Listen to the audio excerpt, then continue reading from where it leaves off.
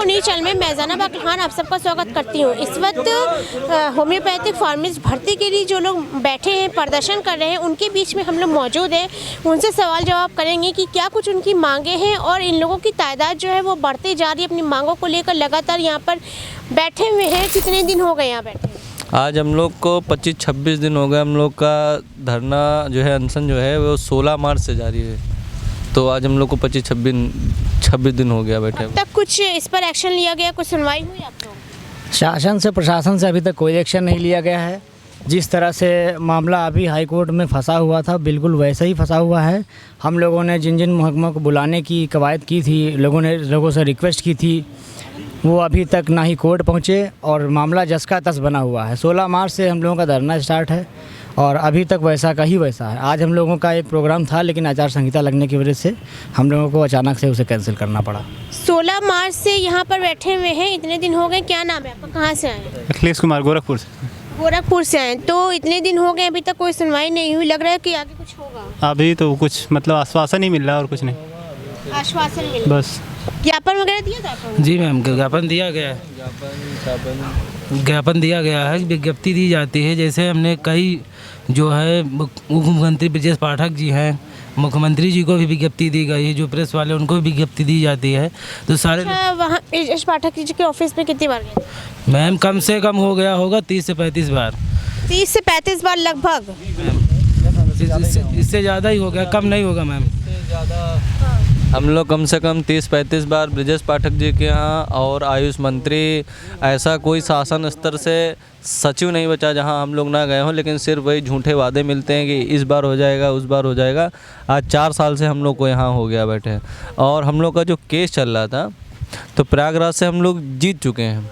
यहाँ से भी कोर्ट ने, लखनऊ खंडपीठ ने भी ये कह दिया है कि जो जिन सीटों पर डिस्प्यूट नहीं है उनको ज्वाइनिंग दे दी जाए। लेकिन सरकार और शासन इतना ढीला है कि वो नौकरी देना ही नहीं चाहते हैं। वो नौकरी फंसाने पे ज़्यादा विश्वास रखते हैं।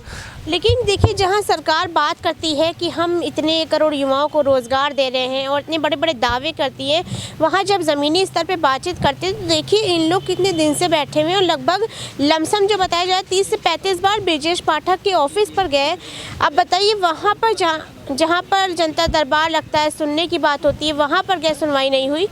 क्या नाम है, कहाँ से आए? मेरा नाम दुष्यंत कुमार सिंह है। मैं यहीं लखनऊ से ही बिलोंग करता हूं। मैं आपको मिलने और बाकी जगह जो है ज्ञापन देने की विभीषिका ये बताता हूं कि कम से कम मैं स्वयं 16 से 17 बार जनता दरबार जा चुका हूं। हमारे सारे भाई माननीय मुख्यमंत्री जी से लगभग लिखित और मौखिक रूप से 20 से 30 बार आश्वासन ले चुके हैं। ऐसा कोई एनेक्सी भवन में ऐसा कोई मुख्य सचिव, अपर मुख्य सचिव नहीं बचा है जिसके पास हम लोग जा करके मिल ना चुके हों। माननीय दुर्गा शंकर मिश्रा जी जो मुख्य सचिव हैं स्टेट के, इस समय हम लोग उनके पास भी जा करके सारे ज्ञापन, सारी चीज़ें दे चुके हैं। लेकिन परिस्थिति ये है कि मात्र और मात्र आश्वासन के अलावा हम लोग को वहाँ कुछ नहीं मिलता है। हमारा जो अधीनस्थ चयन सेवा आयोग है, विडंबना ये है कि नियत समय में जब अधीनस्थ चयन सेवा आयोग 2013 में माननीय अखिलेश यादव जी के द्वारा बनाया गया था, उसके बाद लगभग 36 से 37 वैकेंसियाँ अधीनस्थ चयन सेवा आयोग ने निकाली। लेकिन अभी तक सिर्फ और सिर्फ अधीनस्थ चयन सेवा आयोग 28 से 29 वैकेंसियाँ पेंडिंग रखते हुए सिर्फ और सिर्फ 7 वैकेंसियाँ पूरी कर पाया है, जिसमें भी 7 में से अभी 3 से 4 विचाराधीन है कोर्ट में। वहाँ के जो अध्यक्ष हैं माननीय प्रवीर कुमार, हम लोग उनके पास सैकड़ों बार जा चुके हैं। हम लोग के पास जो है गिनती नहीं है गिनने के लिए। हम लोग जब भी उनके पास जाते हैं तो उनका सीधा सीधा एकमात्र तर्क यही होता है कि आप लोग की वैकेंसी अभी कोर्ट में पेंडिंग है। जब तक वो पेंडिंग रहेगी तब तक आपकी परिस्थिति और स्थिति कुछ नहीं होगी। आप एक चीज़ ये समझ लीजिए कि मैं कम से कम आपको हाई ब्रांड एडवोकेट्स का कम से कम 20 से 30 नाम गिना सकता हूँ जो इस समय काउंसिल हैं कमीशन के। उनको आयोग हर एक तारीख के लिए 2.5 से 3 लाख रुपए देता है। उसमें माननीय advocate general, additional advocate general, जितने भी लोग होते हैं सब हैं वहाँ पर। और जब हमारी भर्तियों पर कोई न्यायालय में वाद या प्रतिवाद होता है तो इतनी बड़ी बड़ी पोस्ट रखने के बाद भी अधिवक्ता लोग जाते नहीं हैं। अब मैं ये नहीं समझ पाता हूँ कि जैसे कि आप जानते हैं कि जितने भी भर्ती बोर्ड हैं इस समय माननीय मुख्यमंत्री जी के हाथ में हैं। मैं ये नहीं समझ पाता हूँ कि उसमें आदेश मुख्यमंत्री जी का रहता है या उनके आदेश के पालन, उनके आदेश देने के बाद भी जो भी जितने भी भर्ती चयन बोर्ड हैं या जो भी बाकी सरकारी महकमा है उनके आदेशों का पालन नहीं करता है। यदि नहीं करता है तो उसमें गलती हम फार्मासिस्टों की नहीं है। आप कोविड काल में बात करते हैं कि आप समस्त जितने भी इटालियन कंट्रीज़ हैं या फिर जो भी वेस्टर्न कंट्रीज़ हैं, आप उनसे स्वास्थ्य के मामले में आगे निकलेंगे।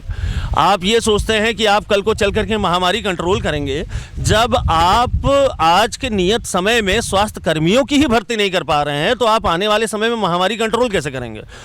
निकाय चुनाव का मुद्दा सुप्रीम कोर्ट में पेंडिंग था, हाई कोर्ट में पेंडिंग था। सरकार ने लग करके बड़े बड़े वकील खड़े करके निकाय चुनाव का मुद्दा कंट्रोल करा करके कल जो है शाम को अधिसूचना जारी कर दी।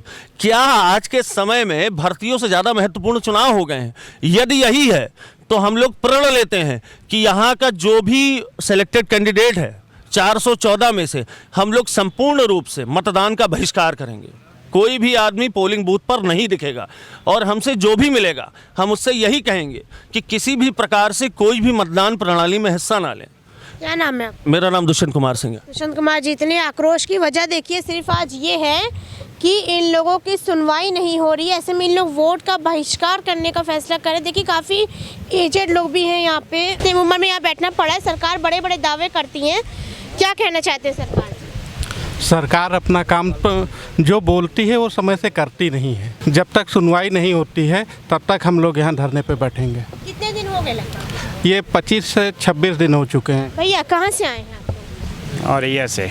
औरैया से आए, क्या जी। कहना चाहते हैं? कहना चाहते हैं हमारी नियुक्ति जल्दी से जल्द कराई जाए, लेकिन ये सरकार पे कोई असर नहीं पड़ रहा है। हम लोग को मिर्ज़ापुर से मैम, कार्तिकेय सिंह मिर्ज़ापुर से आए हुए हैं हम। इतने दूर से आए हैं, घर परिवार को छोड़ के आना कितना मुश्किल होता होगा। लग रहा है सुनवाई होगी? मैम आश्वासन तो बहुत बार मिल रहा है, इस बार भी देखिए क्या होता है।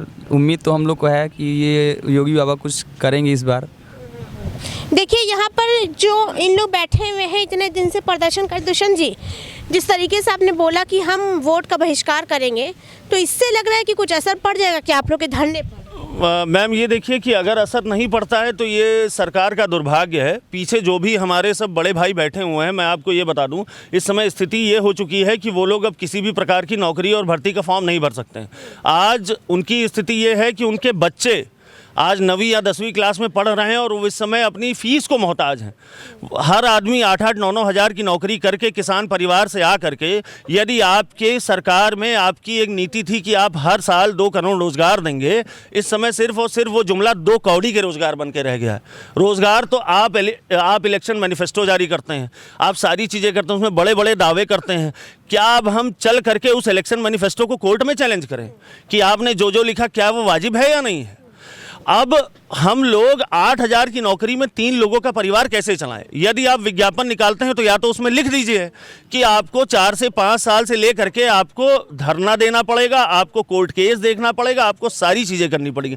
मैम मैं आपको बता दूं, जब हम लोग सेलेक्ट हुए थे तो जो असफल अभ्यर्थी हैं, मेरी इस बात पर ध्यान दीजिएगा, जो असफल अभ्यर्थी हैं उन्होंने इस भर्ती को चैलेंज किया था। आखिरकार हमारा रोल इस भर्ती को फाइनल करवाने में कहाँ आता है? कहीं नहीं आता है।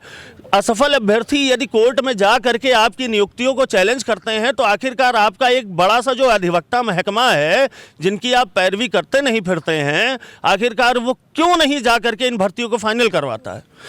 एएनएम की भी यही स्थिति है। आप माननीय ब्रिजेश पाठक जी की बात कर रही थी, एएनएम की भी यही स्थिति है कि इन लोगों ने लग करके उसमें सारी चीज़ें कराई, लेकिन आज एएनएम की भर्ती में सुप्रीम कोर्ट से, माननीय सुप्रीम कोर्ट से स्टे लगा हुआ है। आखिरकार क्यों आप इतनी ढिलाई दे रहे हैं? प्रचार करने के लिए सरकार ने ऑटो तक नहीं छोड़ा, ऑटो पर भी प्रचार हो रहा है कि इतने रोजगार हम दे रहे हैं। मैम हो सकता हो ऑटो वालों को कुछ ना कुछ जो है जीवन यापन के लिए पैसा देते हो, लेकिन हम लोग को नहीं मिल रहा है। सरकार सिर्फ और सिर्फ कहती है कि आजकल के लिए स्वरोजगार ही रोजगार रह गया है। तो मैम हम आपको बताएं, यदि पकौड़ा ही तलना है तो हम लोग को नियुक्ति पत्र दे करके उसमें नीचे लिख दें कि आप हर चौराहे पर एक पकौड़े का ठेला लगाइए और अब वहाँ तलिए। हम ससम्मान अपने आप को होम्योपैथिक फार्मासिस्ट बताते हुए पकौड़ा बेचेंगे, हमको कोई समस्या नहीं है। यहाँ पर ये लोग काफ़ी दिन से बैठे हुए प्रदर्शन कर रहे हैं और अब बहुत आक्रोश में आ गए हैं। और जिस तरीके से सरकार तमाम दावे करती है, लेकिन ज़मीनी स्तर की बात करें, ज़मीनी हकीकत की बात करें तो वहाँ पर बहुत सारे सवाल हैं जो खड़े हो रहे हैं। इन लोगों की तादाद भी बढ़ती जा रही है, आप पीछे देख सकते हैं हमारे। तो अब इन लोग अपनी मांगों पर डटे रहेंगे। अब देखना ये कि सरकार कब सुनती है और कब वाकई में जो अपने वादे किए। जी कुछ कहना चाह रहे हैं? मैम एक चीज़ मैं आपसे और कहना चाहूँगा, पिछली सरकार में जब माननीय स्वामी प्रसाद मौर्य जी श्रम मंत्री हुआ करते 2019 के शीतकालीन सत्र में उन्होंने सदन के पटल पर यह कहा था कि उन्होंने होम्योपैथिक फार्मासिस्टों को नौकरी दे दी है। यदि उन्होंने नौकरी दे दी होती तो आज हम क्या यहाँ बैठे होते। आप जा करके विधानसभा आर्काइव्स में से वो वीडियो निकाल सकती हैं जिनमें माननीय स्वामी प्रसाद मौर्य जी, जो इस समय अब सरकार का हिस्सा नहीं है, वो कहते हुए आपको मिलेंगे कि उन्होंने होम्योपैथिक फार्मासिस्टों को नौकरी दे रखी है। यदि सरकार को झूठ ही बुलवाना है तो हम लोग से सीधे क्यों नहीं कह देती है कि हम आपको नौकरी देने की स्थिति में नहीं है, हमको अपना फंड बचाना है। आखिरकार हम किसी प्रकार की किसी गलती का शिकार तो है नहीं कि हमने कोई अपराध किया हो या कुछ किया हो। हम लोग गरीब परिवारों से आ करके किसी तरीके 150 रुपये जुटा करके हम लोग अपना अधिवक्ता भी करते हैं, सारी चीज़ें करते हैं। तो क्या भर्तियाँ पूर्ण करवाना हमारी जिम्मेदारी है कि सरकार उसमें कुछ रुचि लेगी? यदि नहीं ले सकती तो हम सीधे सीधे सरकार से इच्छा मृत्यु की मांग करते हैं। देखिए, बहुत बड़ा सवाल खड़ा हो रहा है यहाँ पर। जो ये होम्योपैथी फार्मेसी से लोग बैठे हुए हैं, बहुत बड़े बड़े इन्होंने सवाल खड़े किए हैं। और चूँकि देखिए ये सरकार की एक कमी है, इसकी वजह से आज यहाँ पर इन लोगों को बैठना पड़ रहा है, प्रदर्शन करना पड़ रहा है। अब देखना है कि कितनी जल्द से जल्द सरकार जो है इस पर सुनवाई करती है, क्योंकि इस तरीके से देश नहीं चल पाएगा जहाँ इस तरह बड़े बड़े दावे किए जाए, वहीं दूसरी तरफ इन लोगों सड़कों पर बैठ कर प्रदर्शन करना पड़े। फिर मिलेंगे किसी नए मुद्दे के साथ, तब तक देते हैं TM24 news camera person Mohammad Arif Khan के साथ ज़ैनब अकील खान।